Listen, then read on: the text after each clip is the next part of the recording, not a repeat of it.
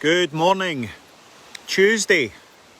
Hope that everyone is well in the light of our new news that we got last night, or that we got yesterday, and we've went into lockdown at 12 o'clock last night. So I hope everyone is well and doing okay. You know where we are. If you're not, ping us a message. We'll get back to you. Can offer you support, we will. So here we are, Tuesday. Well, this was our second day of our coaching group that we start at 6 o'clock in the morning and we finished that at 7:30. That was fantastic.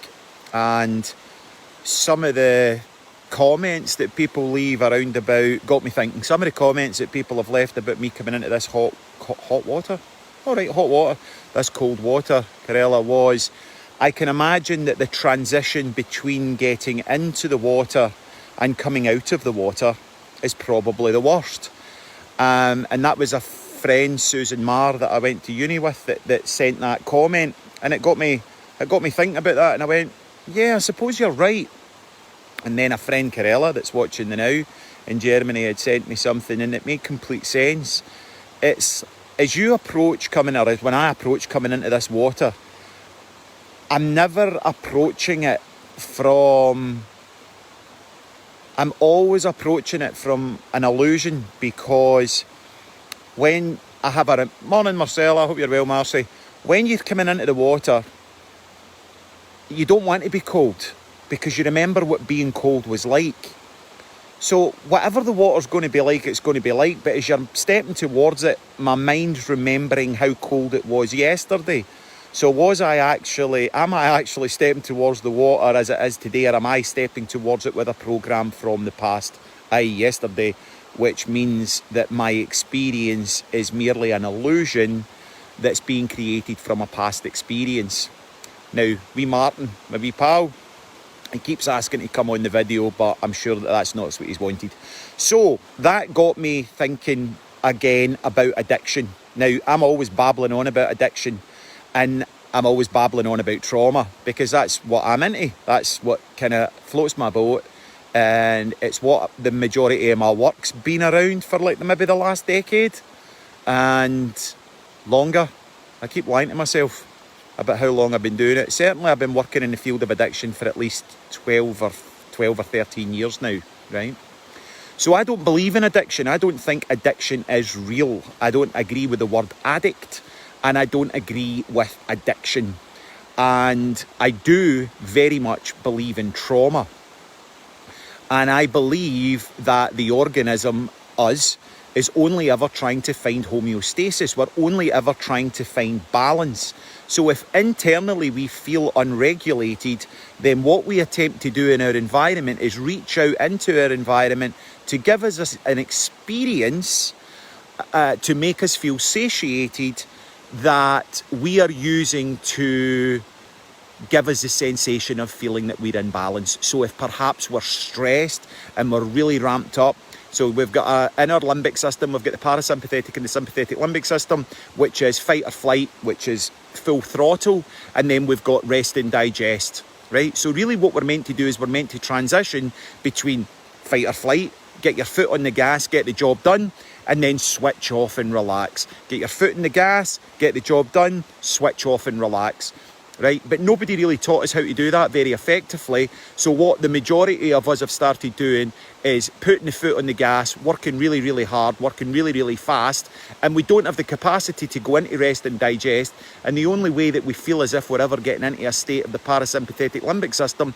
is by drinking a lot of alcohol or taking a lot of drugs, as an attempt to try and bring the organism back to homeostasis, okay?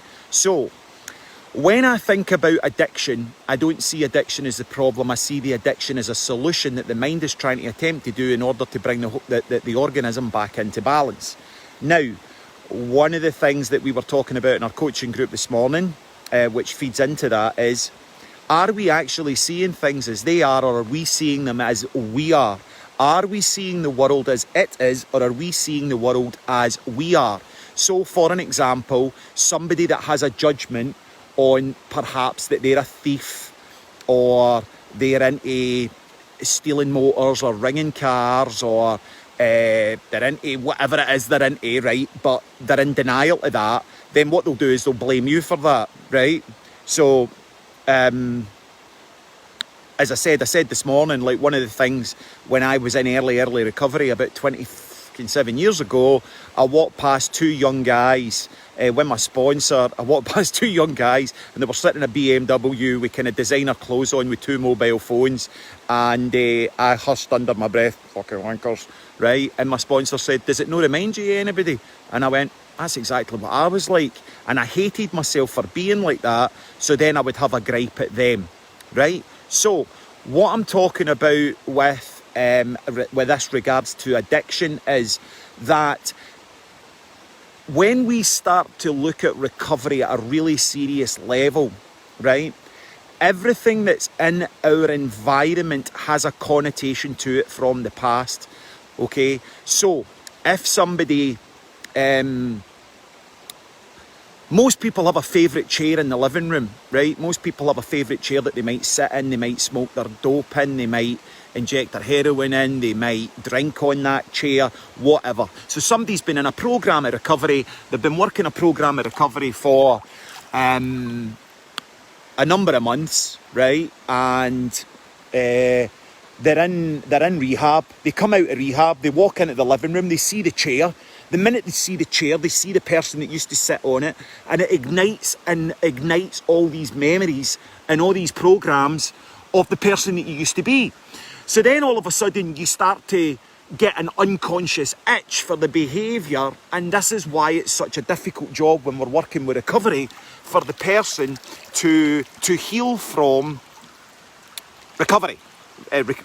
Heal from the addiction or the affliction or whatever, because of the amount of memories. Now, I think everybody, whether you're in addiction or you're not in addiction, can relate to the fact that if you hear a particular piece of music from 20 or 30 years ago, you're immediately transported back to a relevant or a significant time where you heard that piece of music. So was it at a first dance with a girlfriend, or was it a song that you heard when a parent died or something like that? And instantly you're anchored back into that experience. So the reason I'm talking about this is because folk have asked my perspective or what my thoughts are on how do you stay positive in the midst of this pandemic? How do you stay positive in the midst of this pandemic? So what we've got to do is we've really got to be very aware of our own mind, because our mind's constantly getting pulled in all sorts of directions, right? And of course, there's a part of our mind wants to pull us towards the direction of the programme which was easier, but not necessarily easier, that might have had a destructive connotation towards it. So, if you're stressed, the mind wants to... Hello? Sorry, there's very, very little reception here today, but the take you back to a familiar programme. It wants to pull you back towards a familiar programme, even if that programme was destructive. And some of us don't even have programmes for positivity or positive reward systems in the brain, which isn't involved in destructive behaviours. So here we are back in lockdown, right? Lockdown, we're getting hemmed in, Sorry, there's absolutely no reception at the Clyde today, so sorry about that. But I did manage to get dressed, so there's a positive there. So, addiction, I was talking about addiction, I've been talking about how do we see things as they are, or are we seeing things as we are, okay? We're back into a level 4. We could be going back into some other tier system at level 5. Things are starting to get tight again and difficult again. We're starting to feel hemmed in. Lots of people are you not smelling a rat yet? Lots of people are in these theories. I'm not saying that conspiracy theories aren't true and there isn't an element of truth on them. But for me personally, I don't spend a whole lot of time looking at them. The reason I don't spend a whole lot of time looking at them is because they might make me feel angry, upset or anxious, and I choose not to feel angry, upset or anxious. I'm not saying that any of them aren't real. What I'm saying is I don't buy into them, and I certainly don't want to create a task force of people that's going to align with my thinking. Because I'm not here to start a revolution of anger and take the government down in any shape or form, right? So, whoa, cool dog. So, morning everybody. Right, so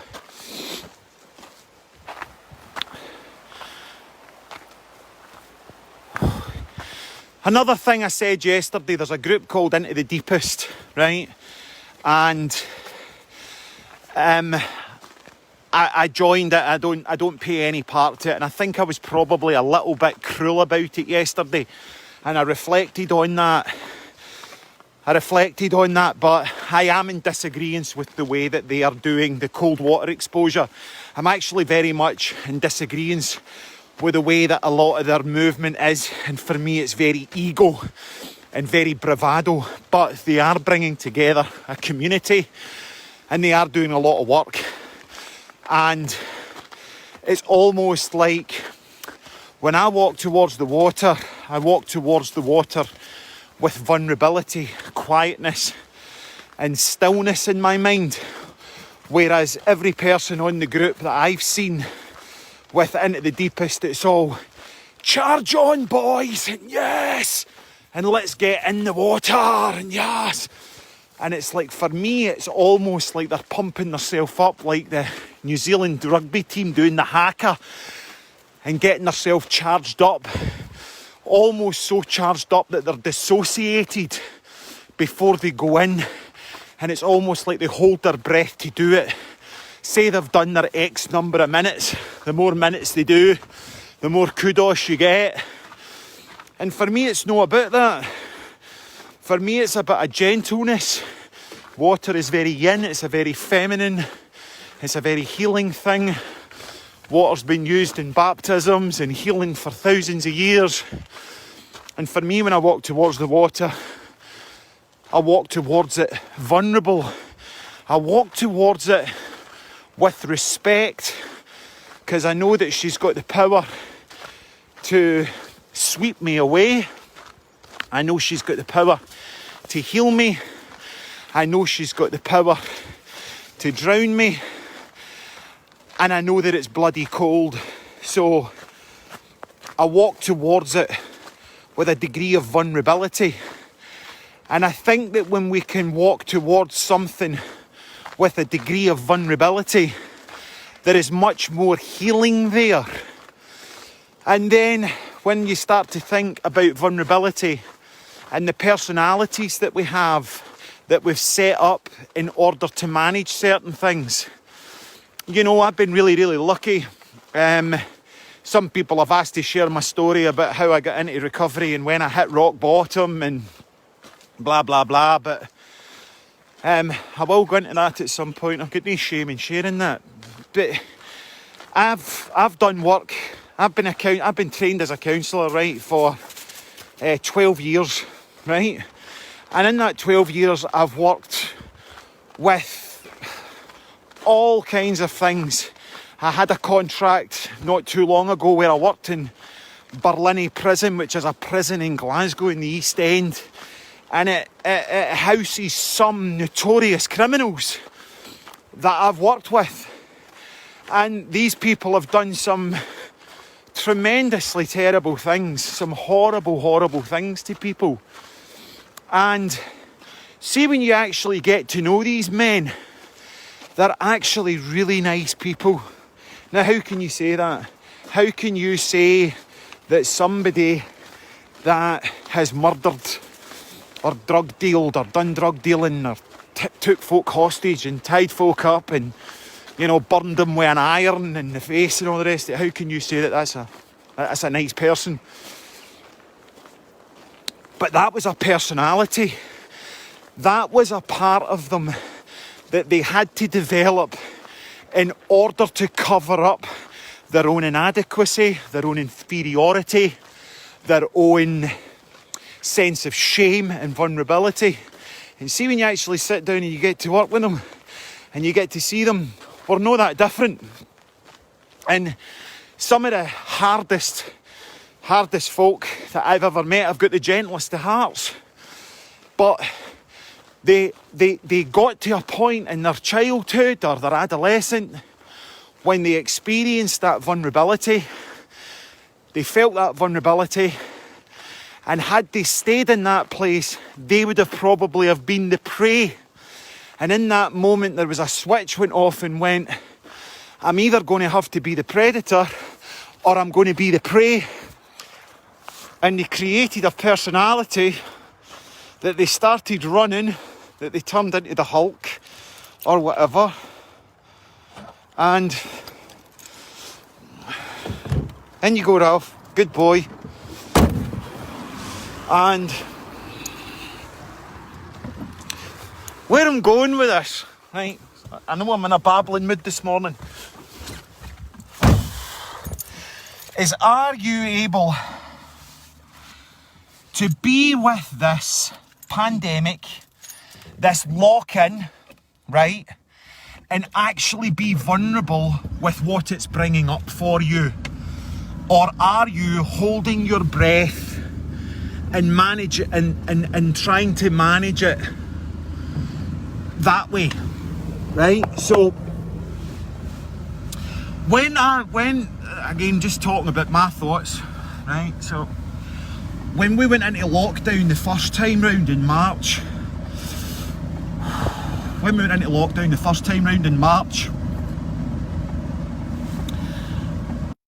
so much of my attention has always been on the outside world, right?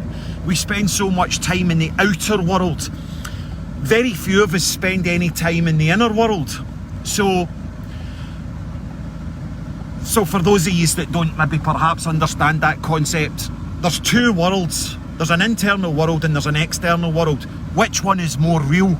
Well, for me, the internal world creates the external world, because whatever you've been programmed to condition, what you've repressed, you project into your reality, and it starts to show up in your world, right? So when we went into the first lockdown, I noticed that my external world started to drop away, right?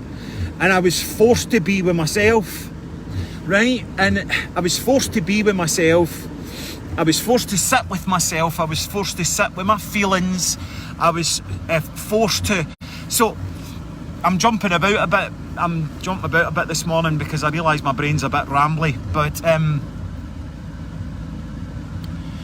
we get so much validation from the external world, it almost props us up. Our ego gets fueled by the external world. So whether we realise it or not, we're walking around and we're getting an acknowledgement from somebody at the checkout. Somebody checks out the car we drive. Somebody checks out the clothes we're wearing.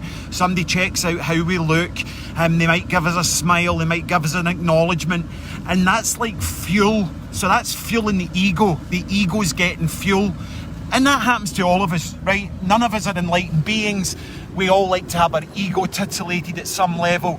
And it gives us a sense of who we are by how the world's responding or reacting to us. So if the world's responding to us with a smile and a gesture and a flirt and a little wave and all the rest of it, that ignites our ego. It makes us feel validated. It makes us feel as if we've been seen, because we've got such a hard job of actually seeing ourselves and recognising ourselves.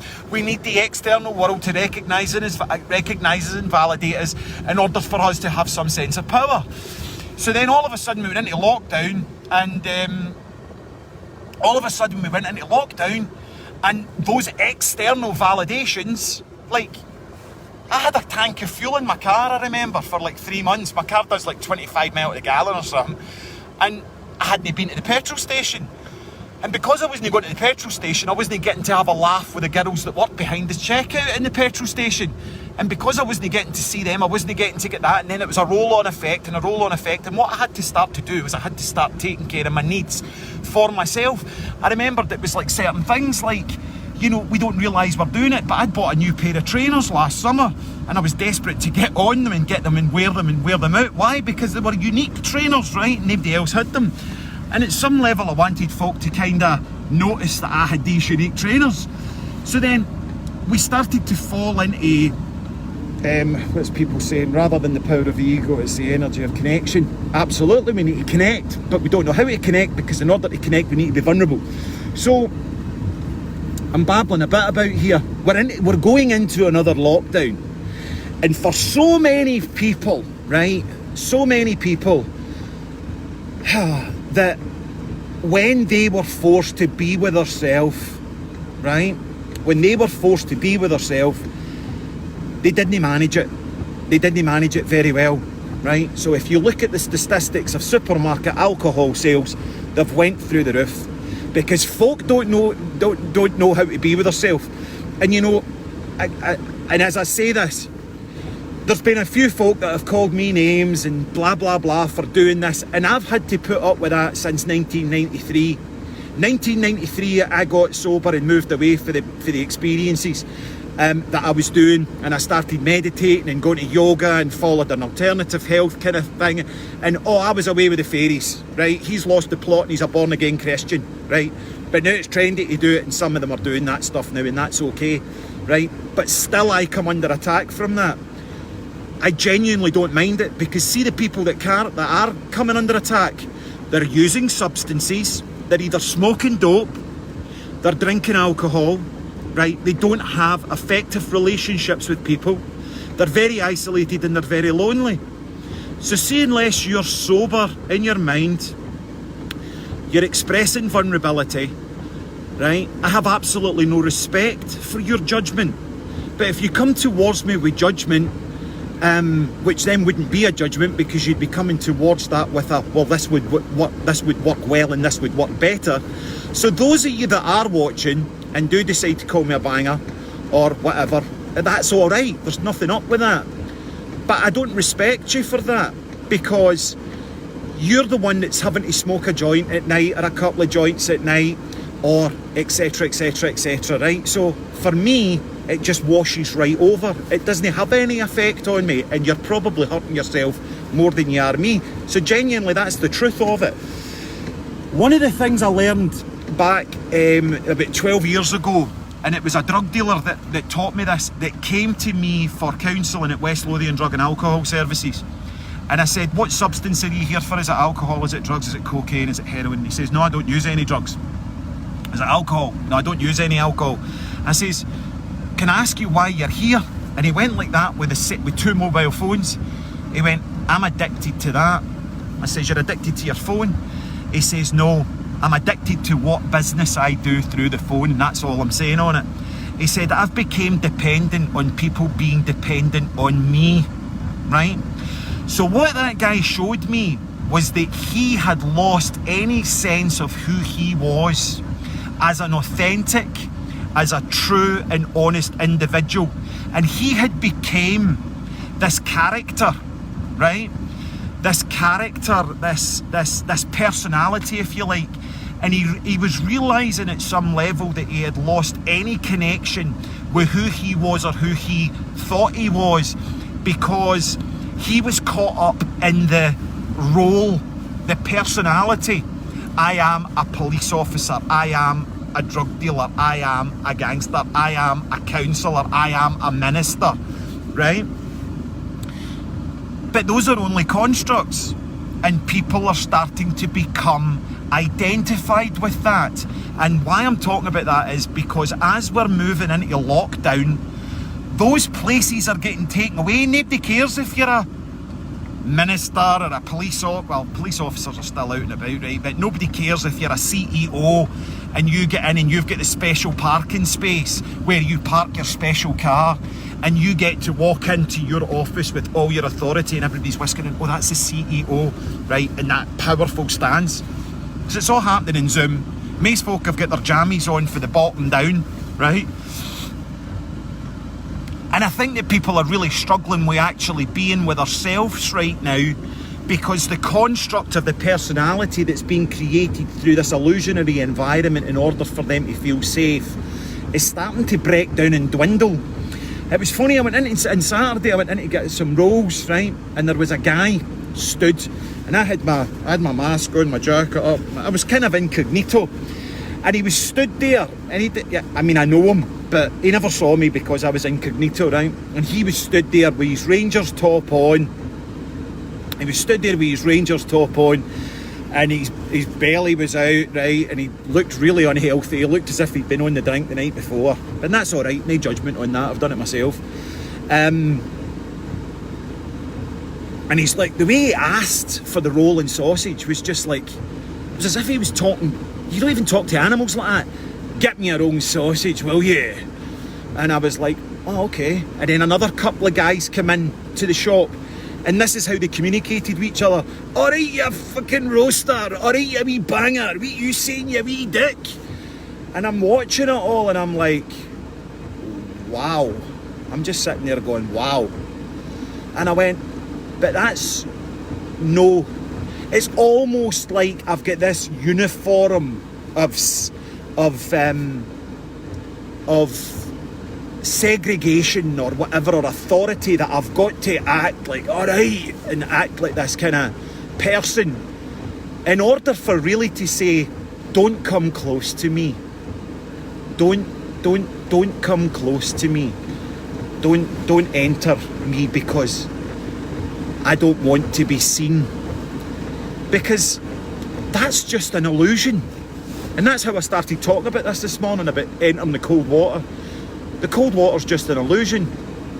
It's just in my mind. It's a construct from the past because my memory remembers what it's like to be cold, or my memory remembers what it's like to be poor, or my memory remembers what it's like to be feeling ashamed, or feeling neglected, or feeling that I had been put down or belittled or whatever.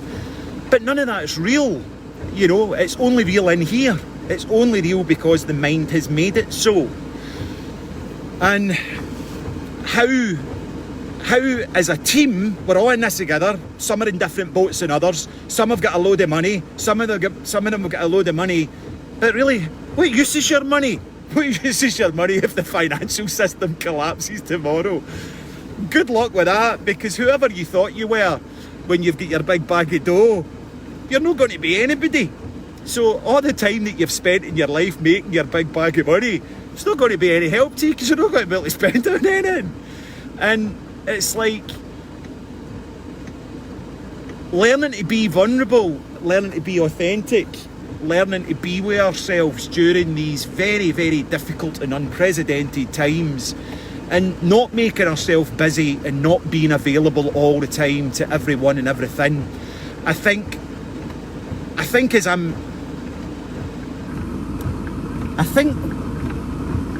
what I'm trying to say here is we're all the same, right? And Kevin Bridges and Billy Connolly and all these great Scottish comedians are great because they've found an ability to say what they see, which we all see, and give it back to us, and then we all laugh because we're not laughing at his jokes, we're laughing at because we do that as well. And when I laugh at my ridiculousness of places in my life where I didn't feel like I had any power, I've mentioned this before.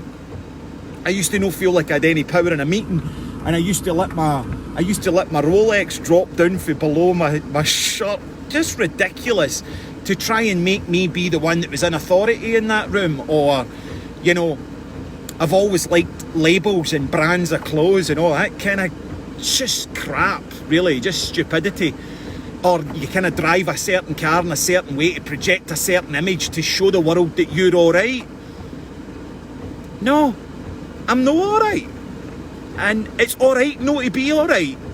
But you've got to first see that you're using your attitude or your tattoos. It's like, I've got a tattoo in my neck, that means I'm a gangster, don't come near me. Ridiculous. It's just madness. It's like, I'd fight MD for a fiver. Don't care who they are. What's going to happen? I'm going to get beaten. And but we buy into the projected image. Oh, you don't want to go near him, you know, he's this, that, or the next thing. And actually you get to know them, and they're really, really nice people. They're lovely people, and they would give you their last. But we're buying into that illusion all the time. We're buying into an illusion, and there is only one truth. And to be spiritual, the only truth there is love. Because at the end of the day, we're not going to sit and think to ourselves, oh, I wish I'd made more money or drove faster cars or been with more women or men. The truth is, at the end of the day, we're going to wish we had more love and more laughs. And, you know, we've all become so guarded with the bullshit. We've all become so guarded with the bullshit of the projection of the illusion that we're all alright, and that's bollocks. And somebody sent me something. I'm just going to finish off in this because I thought it was really funny, right? There's a coach jump about Lanark, and I will have my day with him for sure. And I invited this guy into my group a wee bit, right? And he abused me. He abused my trust, right? And he abused my trust for the simple reason, and I'm not angry at him. I spoke to somebody about this the other day there. I'm angry at myself that I fell for his bullshit. I fell for his bullshit, right? And he's a very dangerous guy. And he's a new agey kind of guy, and he's all about that kind of stuff. And I paid him for a session. I went to see the guy for a session, and I was stood in Tesco's. I've spoken about this before. I've stood in Tesco's, and not even in my local area, in another area, and somebody walked up to me and said, I hear you're seeing such and such for sessions. And I went, wow. One thing you might get if you come and see me for work is you're going to get authenticity and you're going to get confidentiality. And when I heard that about the guy, I thought, no, I'm done with you. But this is the reason. And he's got a following, and he's ramping everybody up about these conspiracy theories. But somebody that I know took a screenshot and said, what do you make of this? And he's talking about ego and no ego and everybody's jump about with ego and this, that and the next thing, right? Clearly not got a clue about what the ego is, but anyway, that's what he had said. And on his next statement, he wrote, I use this method and I have helped tens of thousands of people. Well, there's no ego in there, is there? Why would you feel the need to have to tell people that you've helped tens of thousands of people? And if you've only been doing it for 3 years, or 4 years I think it was, 4 years is 362 days times 4, but you've helped tens of thousands of people. Do the maths, mate. You couldn't possibly have helped tens of thousands of people even if you hadn't slept for 24 hours a day for 4 years. And it's just like, but people believe that. People are actually buying into that nonsense. And it's just garbage. So, being vulnerable, stepping towards a certain degree of truth, letting go of your personality, letting go of... Now, does that mean that I'm going to go to Primark and buy a Primark t-shirt tomorrow online? No, it doesn't. Am I going to go and start buying my jeans out of Marks and Spencer's? Probably not.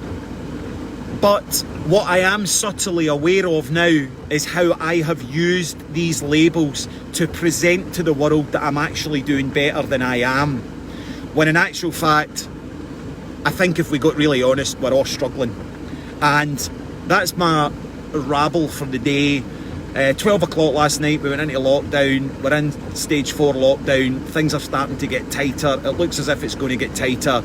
Ask yourself the question, is it helpful to start a revolution and start an uprising against the governments and buying into all these theories that we're all being controlled and we're all being manipulated and whatever and whatever and whatever? No good decision has ever been made from an angry mindset. So have a fantastic day.